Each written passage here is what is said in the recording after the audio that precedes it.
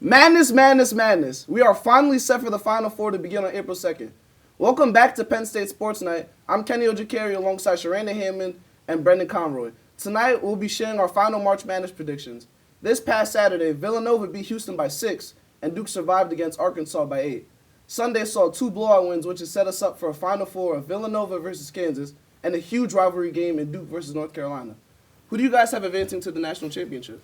So starting off with Duke UNC, this is the first time we're going to see them compete in the national championship against each other in ever. So when it comes to Duke, coaching, we're looking at that from a coaching standpoint. Coach K, his last season, he's coached 42 seasons with the Blue Devils, and he's coming in. Roy Williams is not the coach of UNC anymore, so it's not a coach versus coach rivalry. Duke has the advantage. When it comes to that coaching, Coach K has done a phenomenal job of recruiting. He's gotten guys like Paulo Van Caro, who is very, very likely going to go in the top 10 when it comes to the NBA draft. He's gotten guys that are built for this tournament. He knows how to play in the Final Four. He's been to plenty enough of them. And when it comes to the national championship, he makes sure his guys are hungry.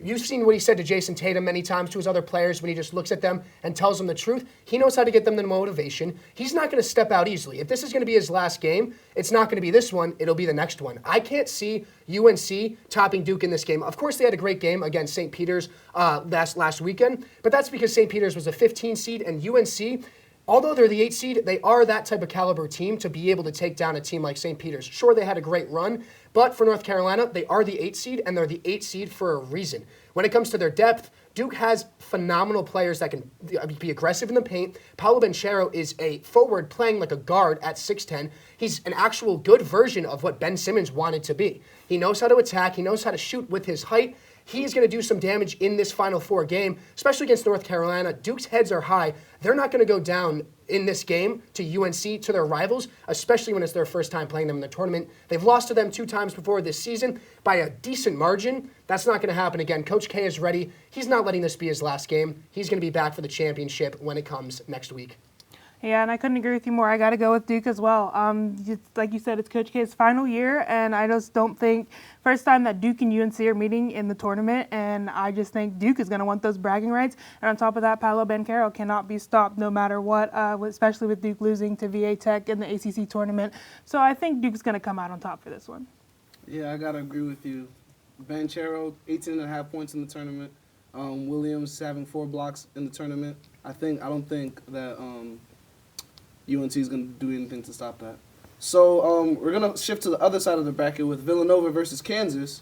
Who do you guys have for that one? So for Villanova versus Kansas, I actually have Kansas because they are the last 1 seed in the tournament, and they displayed an amazing fight against Miami. They were down by 6, I believe, at half, and they just came out with foot on the gas. They never stopped, kept going all the way. They have a 10.8% chance of winning over Villanova and averaging to the final.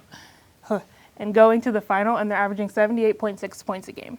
See, with Kansas, I like what you said about how they came out of the half with their foot on the gas. They outscored their opponent, Miami, the 10 seed, 47-15 after the half. They were down by 6 and scored 47 points in that second half and held Miami to only 15.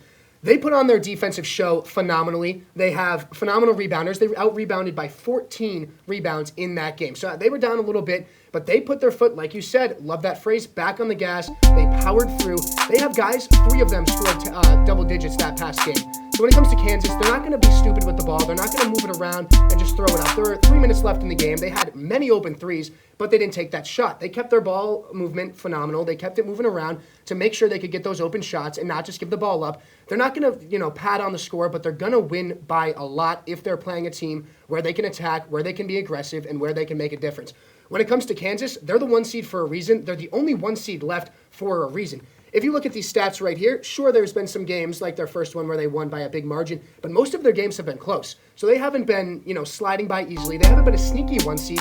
All the attention's been on them since they're that 1 seed that's been able to fight through those games and make their way to the Final Four.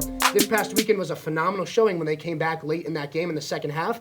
And if they're going to make it to the championship, which I have high hopes that they will, they're going to make a pretty good mark in that game no matter who they face. Yeah, Villanova's going to be really undermanned. We saw Moore go down late in the game. That's going to be a big blow to them. They're lacking depth, so I agree with that Kansas pick. So what do you guys have for the national championship? What's your prediction for that? So when it comes to the national championship, obviously we have Duke versus Kansas. We all agree on that. It's going to be a great game. 1 seed versus the 2 seed.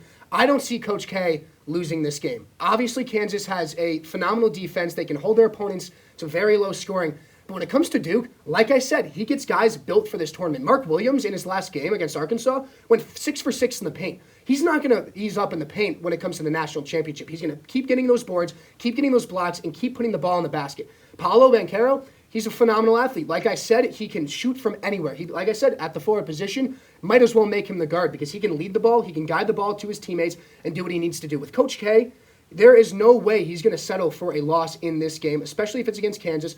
If it's against Nova and we're wrong, there's no way he's going to lose that game either, with Nova not having their one of their top scorers out in that game. There's no way Duke can flop on this game. Duke is very well set for this game. They are hungry for this game. Not even in Coach K's last season. They've been to the Final Four many times. Coach K's won it 5 times. He's going to go for that Jordan rings and get his 6th championship ring while he goes out with a phenomenal career with the Duke Blue Devils. I have to agree with you there. We all know Duke versus Kansas. For my pick, I am definitely picking Duke. This Final Four being a blue blood showdown, I have to go with the best blue. So when it comes to Duke, like I said before, Van Caro just can't be stopped. And you add 7-foot Mark Williams with Roach and Moore Jr. That's one tough Duke team. But no doubt Kansas is not going to make it easy for them. Yeah, I think Duke's length, Williams forcing the paint. Yeah, I think I got to go with Duke, too. So it looks like we have a clean sweep for Duke. Crown Duke the national championships, the national champions. That's a wrap for this edition of Penn State Sports Night. Stay tuned for the end of March Madness. For Cheranda Hammond and Brendan Conroy, I'm Kenny Ojikari. Have a great night. Hey, everybody. Thank you for tuning into this edition of Penn State Sports Night. We hope you liked that segment. And we're sure there's other Penn State Sports Night segments that you're going to love as well. Be sure to subscribe to our YouTube channel for more content. And check us out on social media for updates and behind-the-scenes clips and pics. Follow us on Twitter at PSSN TV and on Instagram at PSU Sports Night to keep up with all the action. For all of us here at the Belisari Media Center, we are Penn State Sports Night.